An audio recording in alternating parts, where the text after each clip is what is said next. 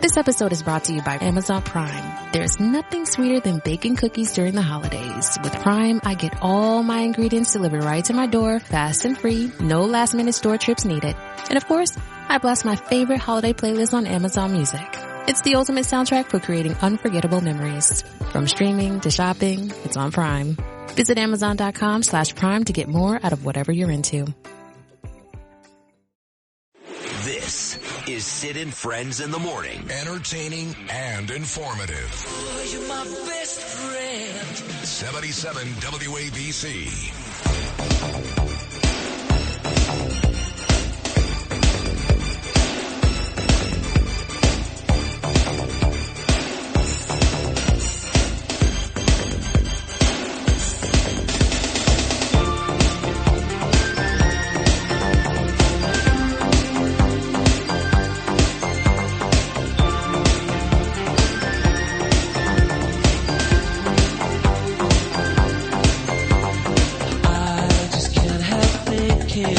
Let's go to Israel. That's from my dear friend Yehuda Honickmen, who's on his way back to New York, where he once lived.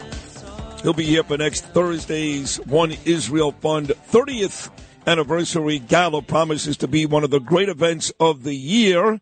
And you guys know, of course, how close Yehuda and I are. Yehuda really the guy, the catalyst behind my 2 trips to Israel, because he's the guy that introduced me to Scott Feltman and the One Israel Fund in the first place.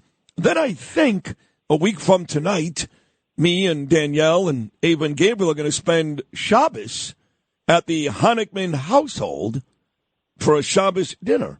So a big Honickmen weekend next week. Haven't seen Yehuda since we broke the fast Yom Kippur together. First at his house in Efrat, and then in Jerusalem with Bibi Netanyahu. Here he is, my dear friend Yehuda Honickmen. Yehuda, good morning, pal. How are you? Good morning, Sid. How are you? Actually, good afternoon. Where you are, it's 2 o'clock in the afternoon in beautiful Israel. You guys getting ready for Shabbos there. I'm great. So are you all excited about next week? Super pumped, super excited. It's like you said, it's going to be one of the great evenings in New York City. A lot of warriors for the Jewish people, for Israel getting together, yourself included. It's going to be a very, very special night. Yeah, I know Michael Rappaport is going to host the event. He does a lot of these, He must be making bank, but he deserves it. He does a terrific job, and you've got Mike and Nate Buzz, who's probably going to join us at some point next week. He's going to be there. You got the son of Hamas, the Savetsky's. It's a very, very big crowd. I don't even know everyone that's coming. Folks, of course, like Eve Harrow and Provosar from Judea and Samaria. In your neighborhood back in Israel, the guest list seems to be about as good as it can get, Yehuda. It's very crazy. There's a lot of special guests that haven't even been announced yet, people who are just coming as guests, not as VIPs, meaning not as people that are coming as influencers that were announcing beforehand. But it's going to be a very, very special night, jam-packed with a lot of good food, a lot of good fun. And, Sid, if you recall, a couple days ago, I messaged you that I'm proud of you. I don't know if you remember that. I do remember that, of course. Yes.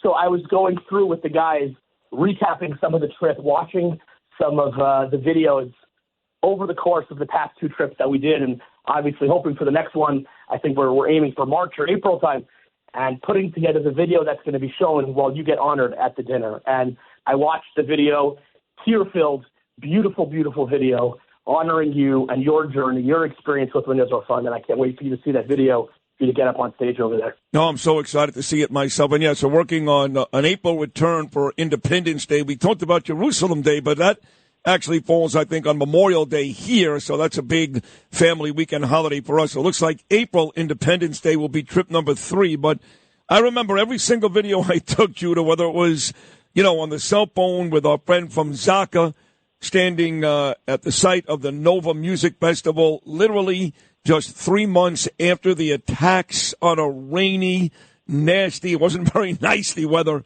when I was there in January of 2023. From that video to a much warmer day back in October of this year as well, when we stood by the Jordan River, right there, just a couple of feet away from the entrance to Jordan.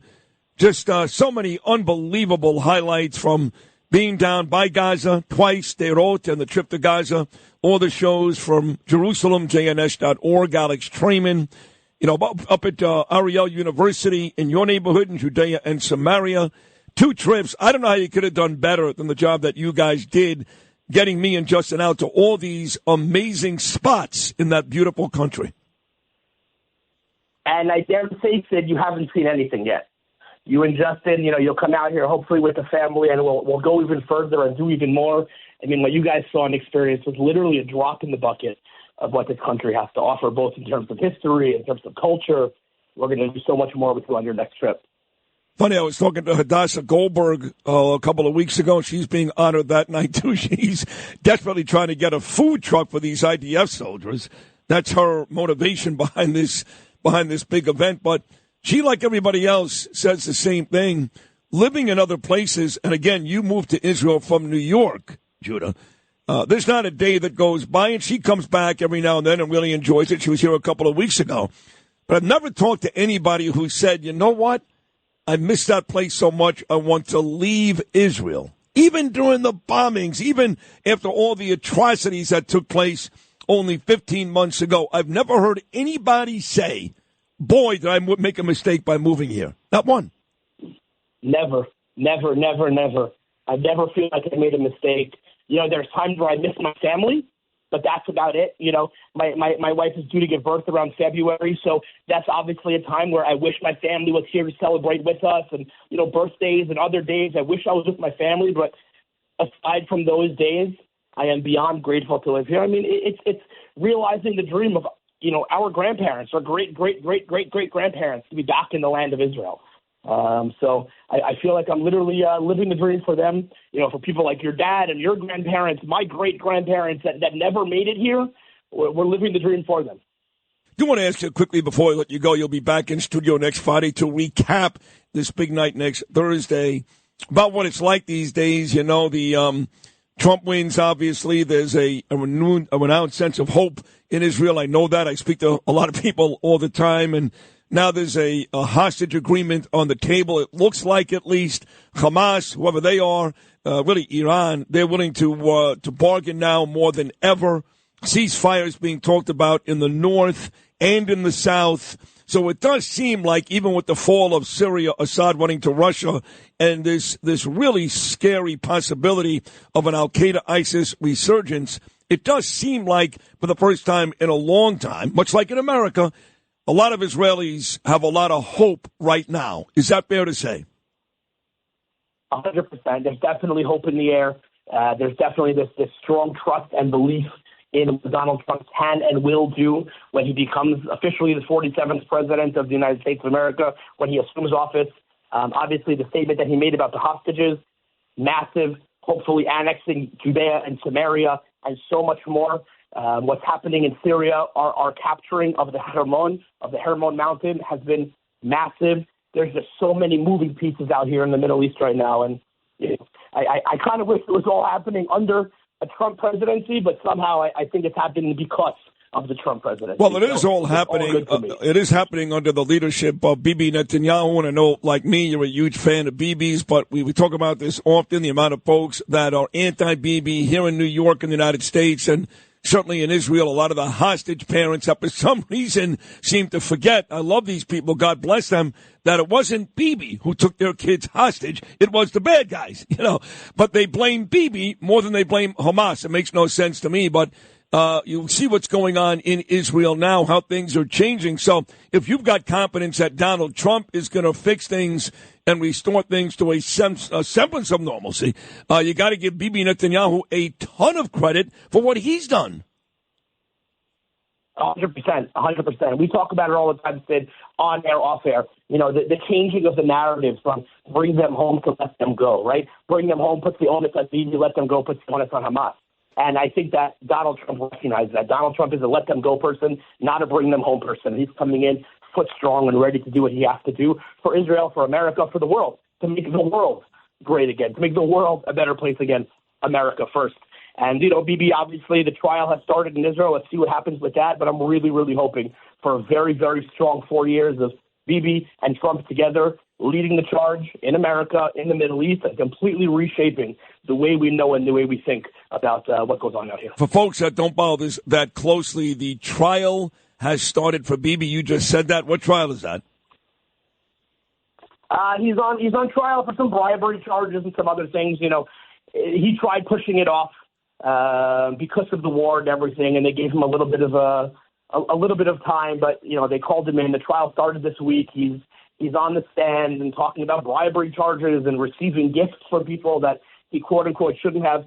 If you ask me, maybe he did, maybe he didn't, but it's all being blown up by people who really dislike Bibi, like we spoke about before.